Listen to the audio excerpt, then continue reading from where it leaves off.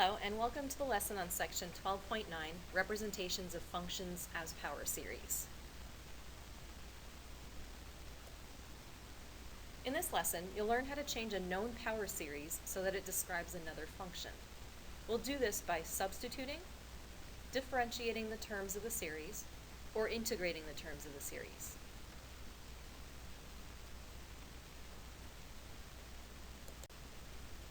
In section 12.8, your introduction to power series, we found a power series for the function 1 over 1 minus x. This came from the sum of the geometric series with first term 1 and common ratio x.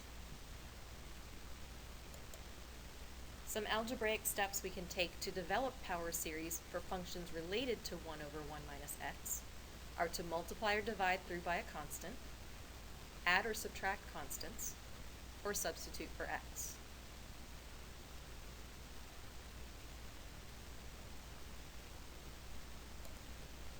In example 1, I'll show you how to use substitution to derive the power series for the function 1 over 1 plus x. If f of x is the power series representation of 1 over 1 minus x, I'll substitute negative x for x to change it to 1 over 1 plus x. This makes the terms of the series 1 minus x plus x squared minus x cubed, and so on. The general term is negative x raised to the n power.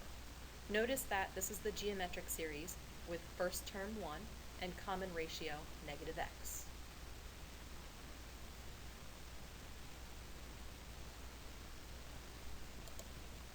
In my second example, I'll derive the power series representation of the function 1 over 3 plus x. I'll start with the function we found in the previous example. At this point, we could simply substitute x plus 2 for x in this series to change it to 1 over 3 plus x. However, this results in a series centered at negative 2. If you forgot what centered at negative 2 means, it means that each term will be a power of x plus 2. For these types of problems, we're typically expected to find a series centered at 0, in which each term is a power of x. Pay close attention to the next steps as an example of how to change the 1 in the denominator to a 3 while keeping the series centered at 0.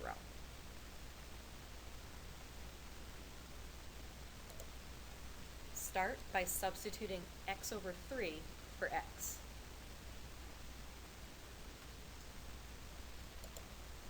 And finish by multiplying through by 1/3.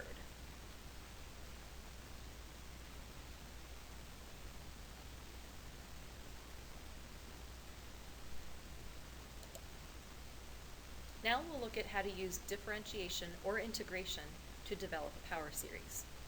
In example 3, I'll find a power series representation for the function 4 over 2 minus x squared. I'll start with 1 over 1 minus x, the geometric series with first term 1 and common ratio x. I'll use the same technique you saw in the previous example to convert the 1 minus x to a 2 minus x, substituting x over 2 for the x,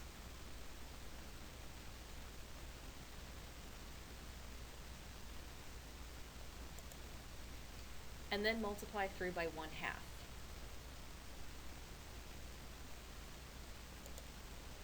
The derivative of 1 over 2 minus x is 1 over 2 minus x squared. I'll take the derivative of each term in the expanded series. This causes the first term 1/2 to drop. The derivative of x over 2 squared is 1 over 2 squared. The derivative of x squared over 2 to the third is 2x over 2 to the third. The derivative of x to the third over 2 to the fourth is 3x squared over 2 to the fourth, and so on. If I plug in 0 for n to get the first term, each numerator can be expressed as n plus 1 times x to the n. and each denominator can be expressed as 2 to the n plus 2 power.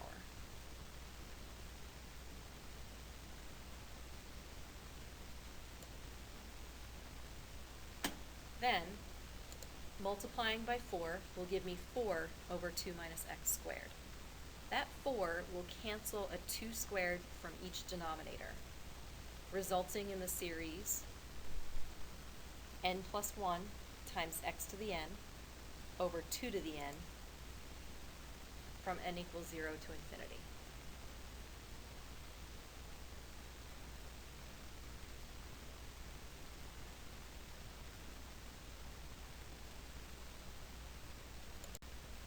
We're not done yet. You'll usually be asked to find the radius and interval of convergence for the power series. So let's practice doing that. Apply the ratio test by finding the limit of the absolute value of the ratio between the n plus first term and the nth term.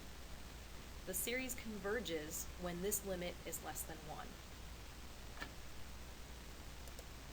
The limit comes out to be the absolute value of x over 2, because n plus 2 over n plus 1 goes to 1.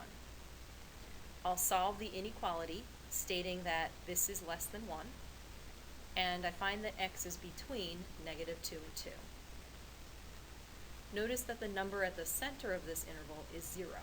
This happens because the power series I found was centered at 0. The radius of convergence is the distance from the center to the edge of this interval, which is 2.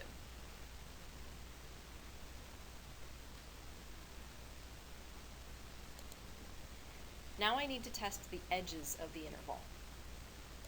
When x equals negative 2, the series becomes alternating n plus 1. The limit of the nth term does not go to 0, so this series diverges. When x equals 2, the nth term of the series is n plus 1, which also does not go to 0 as n goes to infinity.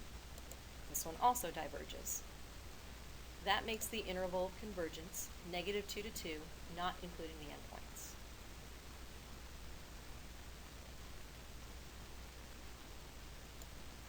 In example 4, I'll find a power series representation for the function natural log of 2 plus x.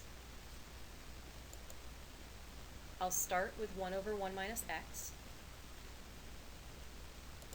substitute negative x over 2, and multiply by 1/2 to convert to 1 over 2 plus x. Taking the integral of both sides gives me the natural log of 2 plus x. The integral of 1/2 is x over 2.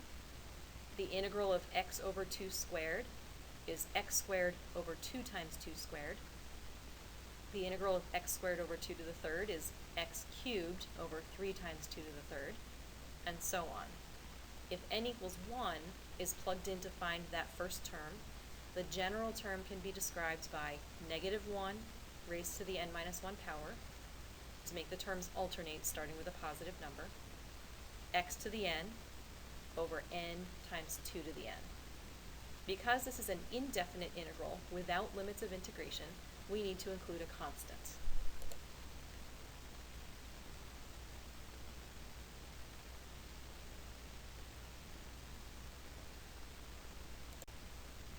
To find the value of the constant, I'll substitute 0 for x. This causes all the terms containing x to drop, giving me c is equal to the natural log of 2. So the power series representation of ln 2 plus x is the natural log of 2 plus the sum from n equals 1 to infinity of negative 1 to the n minus 1 power times x to the n over n times 2 to the n.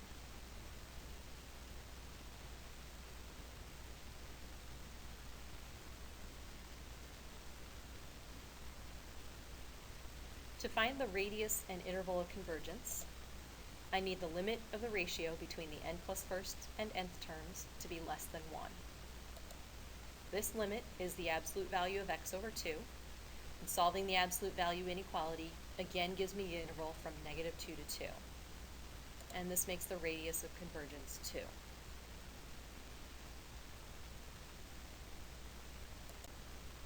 Now I'll test for convergence at the endpoints of the interval. When x equals -2, the series is alternating harmonic, which we already know converges. When x equals 2, the series is harmonic, which we already know diverges.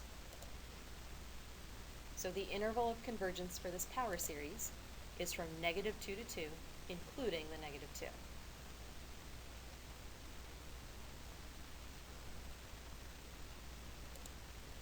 This concludes the lesson on section 12.9, representations of functions as power series.